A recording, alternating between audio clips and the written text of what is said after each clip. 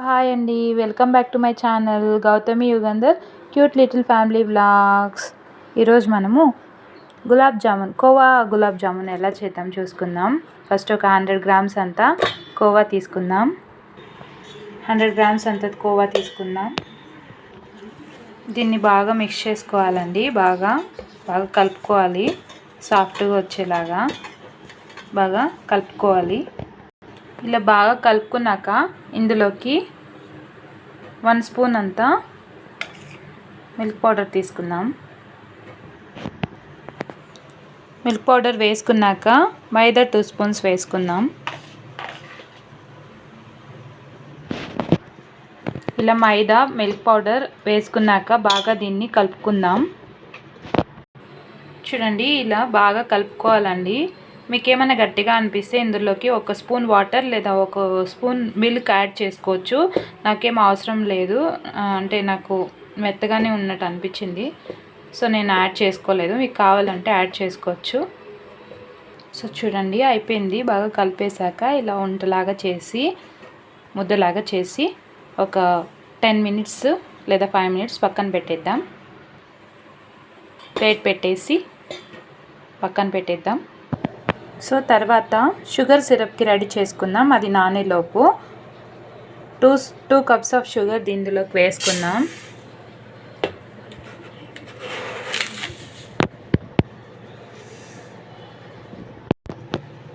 So 2 cups of షుగర్కి 2 cups of water add చేసుకుందాం.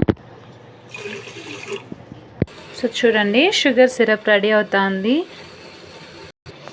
ఇందులోకి 4 నుంచి 5 లవంగాలను తీసుకుందాం. ఇందులోకి వేసేద్దాం.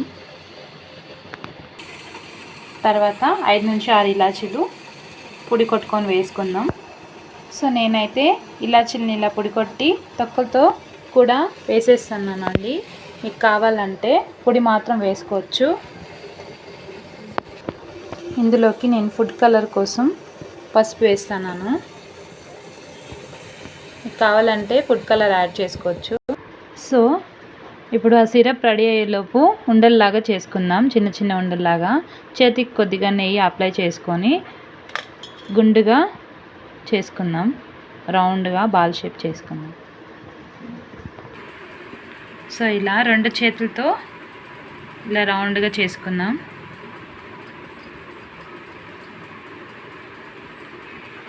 చూడండి, ఇలా క్రాక్స్ లేకుండా రౌండ్గా ఇలా చేసుకోవాలండి. సో ఫైనలీ ఈ ఉండలు రెడీ అయిపోయినాయి.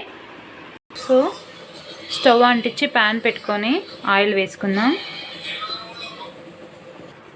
సో ఆయిల్ వేసానండి. ఇది బాగా వేడి అవ్వాలి. ఒక 5 మినిట్స్ వెయిట్ చేద్దాం. ఏంటి ఇంత సడన్గా జామున్లు చేస్తున్నాను, కోవా జామున్లు అని అనుకుంటున్నారా? రేపు ఏంటంటే స్పెషల్ మా ఆయన బర్త్డే అండి. మా ఆయన బర్త్డే కోసమని స్పెషల్గా జామున్ చేస్తాను. అందరూ హ్యాపీ బర్త్డే అని విషెస్ చెప్పి అందరూ కూడా బ్లెస్సింగ్స్ ఇవ్వండి. సో ఆయిల్ బాగా వేడెక్కిందండి. ఇప్పుడు ఇందులో ఒక్కొక్కటే వేసుకుందాం.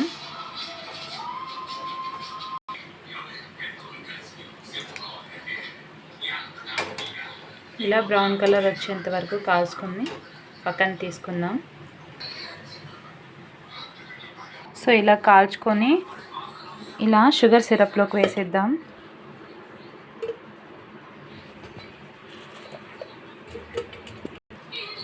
అంతే అండి, ఇందులోకి వేసేసి ఒక 15 మినిట్స్ ఊరపెడదాం. సో అంతే అండి, యమ్మీగా ఉండే కోవా గులాబ్ జామున్ రెడీ. మీకు నచ్చితే ప్లీజ్ సబ్స్క్రైబ్ చేసుకోండి, లైక్ చేయండి, షేర్ చేయండి. ఓకే అండి, బాయ్ బాయ్.